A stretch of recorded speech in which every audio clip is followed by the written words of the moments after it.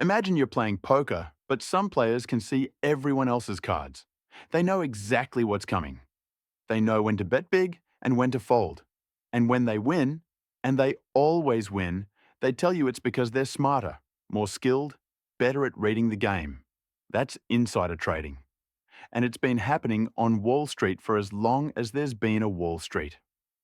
In 1986, a man named Ivan Boesky stood before a packed auditorium at UC Berkeley and declared, "Greed is all right, by the way. I want you to know that. I think greed is healthy. You can be greedy and still feel good about yourself." The students applauded. Hollywood immortalized the speech in the movie Wall Street with Gordon Gekko's famous line, "Greed is good." But within months, Boesky would be exposed as one of the most prolific insider traders in history, part of a scandal that would send shockwaves through Wall Street and result in a $100 million fine, the largest securities fraud penalty ever at that time.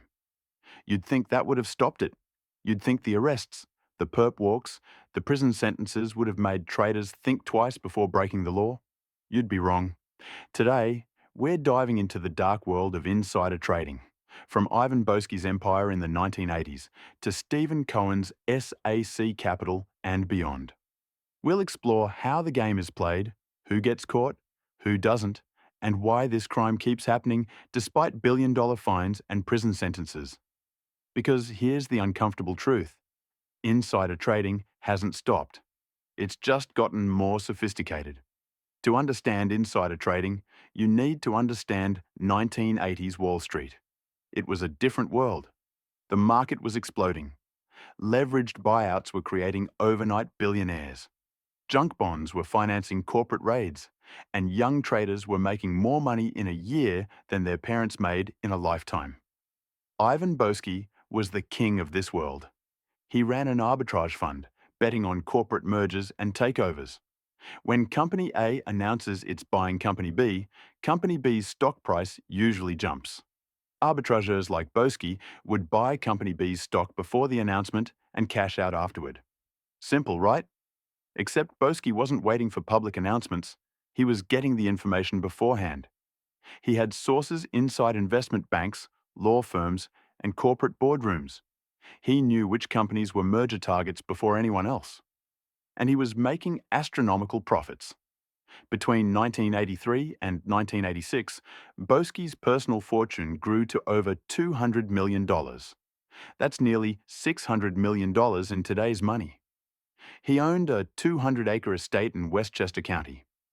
He collected fine art. He donated millions to charity and had a building at the Harvard Business School named after him. He was respected, admired, envied. But Boesky wasn't working alone.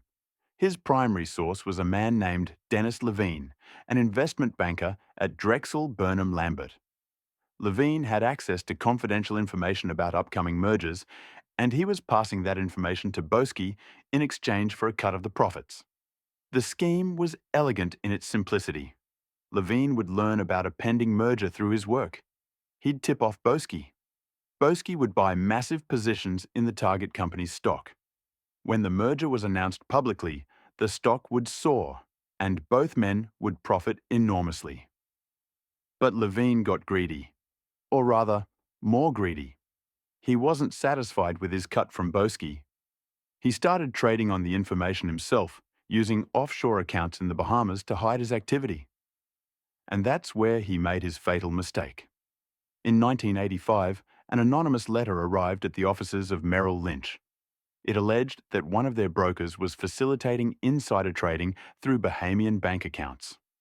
Merrill Lynch investigated and alerted the SEC. The SEC traced the trades back to Dennis Levine. In May 1986, Levine was arrested. Facing a lengthy prison sentence, he did what criminals always do when they're caught. He gave up everyone else, and the biggest name he gave them was Ivan Boesky. The SEC approached Boesky with overwhelming evidence. He could either cooperate or face decades in prison. Boesky chose cooperation. He agreed to pay a $100 million fine, $50 million in penalties, and $50 million in illegal profits, and to wear a wire to record conversations with other insider traders. One of those conversations was with Michael Milken, the junk bond king at Drexel Burnham Lambert. Milken was the most powerful man on Wall Street, the financier behind many of the decade's biggest corporate takeovers. Boesky's testimony would help bring down Milken, Drexel Burnham Lambert, and dozens of other traders and bankers. When Boesky's plea deal was announced in November 1986, the market dropped 43 points in a single afternoon, a significant fall at the time. The scandal dominated headlines for months. Congressional hearings were held. Regulations were tightened. Boesky was sentenced to 3 years in prison, though he only served 22 months. The message seemed clear. Insider trading would not be tolerated. The era of unchecked greed was over. Except it wasn't over. Not even close. After the Boesky scandal, Wall Street got more careful. Insider trading didn't stop. It just evolved. Traders learned to be subtler, to create more distance between themselves and the inside information, to use intermediaries and complex schemes that were harder to detect and harder to prosecute. Enter Steven Cohen and SAC Capital Advisors. Cohen founded SAC Capital in 1992 with $25 million. By 2013, it managed $14 billion and was one of the most successful hedge funds in history. Cohen himself was worth an estimated $9 billion. He owned a penthouse in Manhattan, a mansion in Greenwich, Connecticut, and one of the world's finest private art collections, including works by Picasso, Warhol, and Pollock. SAC Capital's returns were legendary. Year after year, the fund beat the market by extraordinary margins. Between 1992 and 2013, SAC Capital averaged 25% annual returns after fees. Warren Buffett, one of history's greatest investors, averaged around 20% over his career. Cohen was supposedly better. How was Cohen so consistently successful? According to prosecutors, it wasn't genius. It was crime. SAC Capital employed hundreds of analysts and portfolio managers, and they were under enormous pressure to generate returns. Cohen expected his traders to develop edge. Wall Street speak for information advantages. Get to know company insiders. Cultivate relationships with industry experts. Find out things the market doesn't know yet. The problem is, there's a fine line between legitimate research and illegal insider information. And according to the government, SAC Capital crossed that line repeatedly. The scheme worked like this. SAC traders would pay expert network firms for consultations with industry professionals. These experts, often current employees at pharmaceutical companies, tech firms, or retailers, would share confidential information about their companies. New drug trial results before they were public. Sales figures before quarterly earnings. Product pipeline details that weren't yet disclosed. The expert network firms provided plausible deniability. SAC could claim they were just doing thorough research, talking to industry experts like any good investor would. But prosecutors argued these weren't innocent conversations. They were designed specifically to extract material, non-public information. Let me give you a specific example. In 2008, an SAC portfolio manager named Matthew Martoma was following two pharmaceutical companies, Elan and Wyeth, that were collaborating on an Alzheimer's drug called bapineuzumab. The drug was in clinical trials, and if successful, it could be worth billions. Martoma cultivated a relationship with Dr. Sidney Gilman, a neurologist at the University of Michigan who was overseeing the drug trials. Gilman had access to the trial data before it was made public. Through an expert network firm, Martoma paid Gilman for consultations where Gilman shared confidential details about the drug's performance. In July 2008, Gilman learned that the drug trial results were disappointing. The drug wasn't working as hoped. He called Martoma and shared this information. The public wouldn't learn about the failed trials for another week. Martoma immediately went to Steven Cohen. Within days, SAC Capital sold its entire $700 million position in Elan and Wyeth and even shorted the stocks, betting they would fall. When the negative trial results were announced publicly, The stocks plummeted. SAC Capital avoided losses of $194 million and made an additional $83 million from the short positions. Total profit from the illegal trade, $276 million. It was, at the time, the most profitable insider trading scheme ever charged. But Martoma wasn't an isolated case. Prosecutors identified insider trading across multiple SAC portfolios involving technology stocks, pharmaceutical stocks, computer hardware companies, pattern after pattern of suspiciously well-timed trades based on information that became public days or weeks later. Between 2003 and 2010, at least 8 SAC Capital employees were convicted of insider trading or pleaded guilty to related charges. 8. From a single firm. The question everyone was asking: how could Steven Cohen not have known what was happening? Cohen claimed ignorance. He said SAC was a large firm with hundreds of employees, and he couldn't monitor every trade. He said he'd established compliance procedures and expected his employees to follow the law. When they didn't, that was on them, not him. The SEC and the Justice Department didn't buy it. They argued that Cohen fostered a culture that demanded information edge at any cost, that he personally benefited from illegal trades, that emails showed he'd received and acted on suspicious information. But here's where it gets frustrating. Despite the mountain of evidence, despite 8 of his employees going to prison, Steven Cohen was never criminally charged with insider trading. Why? Because prosecutors couldn't prove beyond a reasonable doubt that Cohen knew the information his traders were giving him was obtained illegally. He could claim he thought it was legitimate research. He could say he assumed his employees were following the rules. Without direct evidence that Cohen knew the information was illegal, they couldn't prosecute him personally. Instead, in 2013, SAC Capital itself pleaded guilty to insider trading charges and agreed to pay $1.8 billion in fines, one of the largest penalties in history. The firm was forced to close to outside investors and became a family office managing only Cohen's personal fortune. Steven Cohen himself settled civil charges with the SEC, paying a $616 million fine and agreeing to a 2-year ban from managing outside money. Not from investing, just from managing other people's money. For 2 years.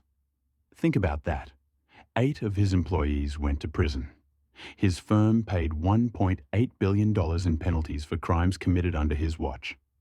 And Steven Cohen's punishment was essentially a timeout. In 2018, when his ban expired, Cohen launched a new hedge fund called Point72 Asset Management. Today, he's worth approximately $20 billion. He owns the New York Mets. He's celebrated in business magazines as a successful investor who made a comeback. Does that seem like justice to you? The SAC Capital scandal was supposed to be another turning point. Prosecutors held press conferences promising that Wall Street would be cleaned up. Regulations were tightened. Compliance requirements increased. The FBI created specialized units to investigate financial crimes. And yet, insider trading continues.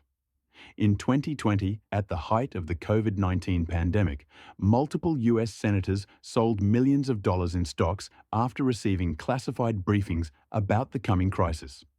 Briefings that weren't available to the public. Senator Richard Burr sold up to $1.7 million in stocks. Senator Kelly Loeffler and her husband sold millions more. They dumped airline stocks, hotel stocks, retail stocks, all before the market crashed. Were they prosecuted? Burr faced an FBI investigation that was eventually dropped. Loeffler was never charged. The Senate Ethics Committee found no wrongdoing. These were elected officials with access to classified information, making trades that perfectly timed the market crash, and they faced zero consequences.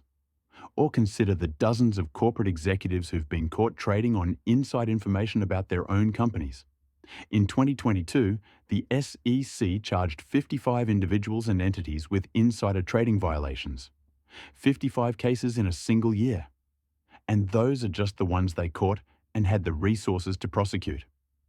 The reality is that insider trading is vastly underenforced. The SEC has limited resources.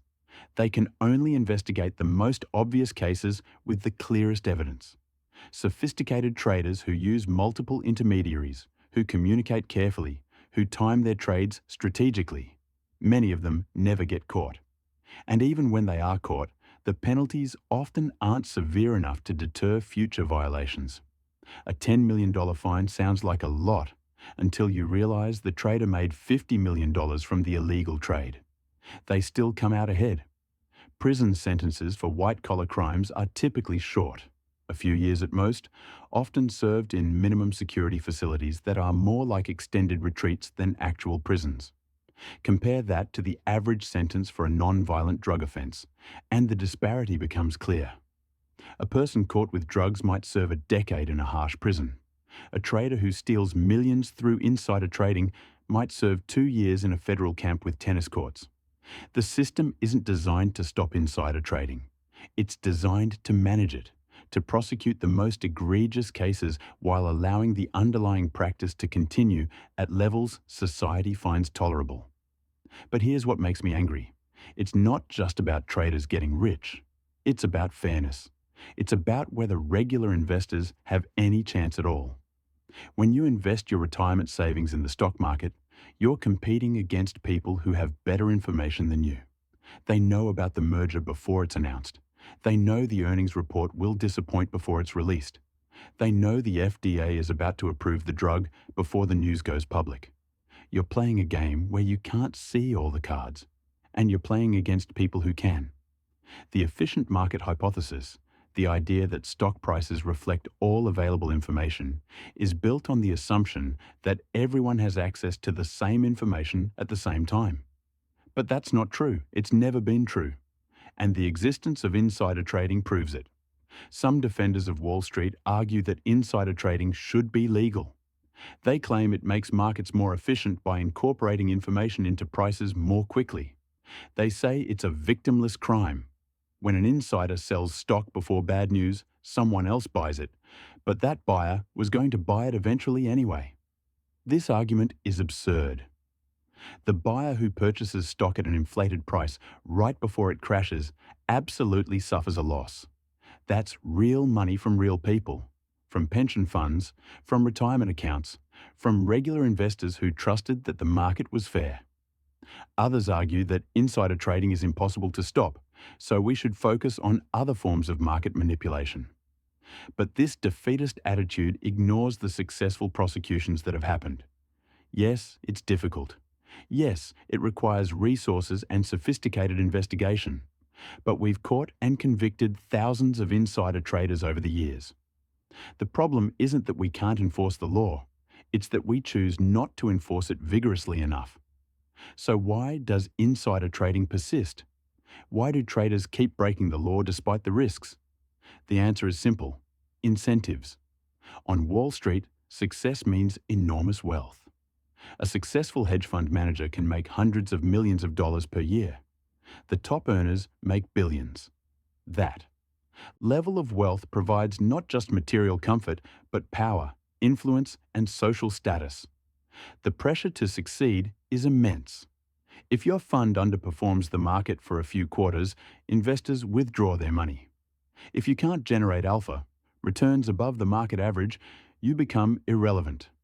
And in a competitive field where everyone is smart and well-resourced, how do you consistently beat the market? For some traders, the answer is to cheat. Get better information. Find the edge that others don't have. Take the risk because the potential rewards are life-changing. And if you get caught, pay a fine, maybe serve a short prison sentence, and then come back. You'll still be wealthier than you ever would have been playing by the rules. Your mansion won't be repossessed. Your yacht won't be seized. Your kids will still go to elite private schools. The cost-benefit analysis favors cheating. That's the brutal truth. Meanwhile, the regulatory agencies tasked with stopping insider trading are underfunded and outgunned. The SEC's budget for enforcement is a fraction of what major hedge funds spend on legal fees and compliance, or rather, on circumventing compliance. When the cops have water pistols and the criminals have artillery, who do you think wins? There's also a cultural problem. Wall Street has always celebrated winners, regardless of how they won. Ivan Boesky went to prison and came out to write books and give speeches. Michael Milken, despite pleading guilty to securities fraud, is now a philanthropist with a net worth over $3 billion. Steven Cohen owns a baseball team and is portrayed in the media as a successful investor, with his crimes treated as ancient history. We don't ostracize these people. We rehabilitate them. We let them back into polite society. We attend their charity galas and feature them in business magazines. What message does that send? It says that crime pays. It says that if you're rich enough, clever enough, and well-connected enough, you can break the law and still come out on top. So what's the solution? How do we actually stop insider trading? First, we need much harsher penalties, not just fines, disgorgement of all profits plus significant additional penalties. If you make $50 million from insider trading, you should lose $50 million plus pay $100 million in fines. Make the math work against cheating, not for it. Second, we need longer prison sentences served in actual prisons. White-collar criminals should face the same harsh facilities and lengthy sentences as other criminals. The threat of spending 10 or 15 years in a real prison might actually deter some of this behavior. Third, we need to hold executives accountable. If insider trading is happening at your firm, you should face consequences even if we can't prove you personally knew about every single trade. Create a legal standard where executives are responsible for the culture and compliance at their firms. Make it their job to prevent crime, not just to claim ignorance when it's discovered. Fourth, we need to dramatically increase funding for the SEC and the Justice Department's securities fraud divisions. Give them the resources to investigate more cases, to hire experts who understand complex trading schemes, to match the firepower of the defense attorneys they're up against. Fifth, we need to ban convicted insider traders from the securities industry permanently. Not a 2-year timeout, not a chance to rehabilitate. If you're caught trading on inside information, you're done. Forever. No managing money, no trading stocks, no working on Wall Street in any capacity. Some of you might think this sounds harsh, but consider this. Insider trading undermines the entire financial system. It destroys trust in markets. It convinces regular people that the game is rigged, because it is. When ordinary investors believe they can't get a fair shake, they stop investing. They pull their money out. They lose faith in capitalism itself. And they're not wrong to feel that way. The market is rigged. Some players do have unfair advantages. The game is not fair. The question is whether we're willing to do what it takes to fix it. Right now, insider trading persists because we allow it to persist. Because we lack the political will to truly punish it. Because we're more concerned with protecting wealth than protecting fairness. Because we've accepted a system where the rich play by different rules. Ivan Boesky thought greed was good. Steven Cohen made billions while his employees went to prison. Senators traded on classified information about a pandemic while their constituents lost everything. And they all got away with it. The system won't change unless we demand it changes. Unless we vote for politicians who prioritize prosecuting financial crimes. Unless we support regulatory agencies that go after the powerful, not just the convenient targets. Unless we stop celebrating billionaires who built their fortunes on illegal information. Insider trading isn't a victimless crime. It's a theft from everyone who plays by the rules. It's a corruption of the markets that we all depend on for our economic security. It's a symptom of a broken system that values wealth over justice. And until we fix it, every single one of us is playing a rigged game. The cards are marked, the deck is stacked, and somewhere right now, a trader is making a phone call, getting that inside tip, placing that perfectly timed trade. Because they know, just like Ivan Boesky knew, just like Steven Cohen knew, that the odds of getting caught are small. And even if you do get caught, you'll probably still come out ahead. That's the real scandal. Not that insider trading happens, but that we've built a system where it's rational to break the law. Think about that the next time you invest your hard-earned money in the stock market. Think about who you're really competing against and ask yourself, is this the system we want to accept? The game is rigged, but knowledge is power. If this video exposed the truth about how Wall Street really works, smash that like button and subscribe. We're pulling back the curtain on more financial scandals every week. Drop a comment with the business controversy you want me to investigate next. Your voice matters more than you think. Thanks for watching, and remember, question everything.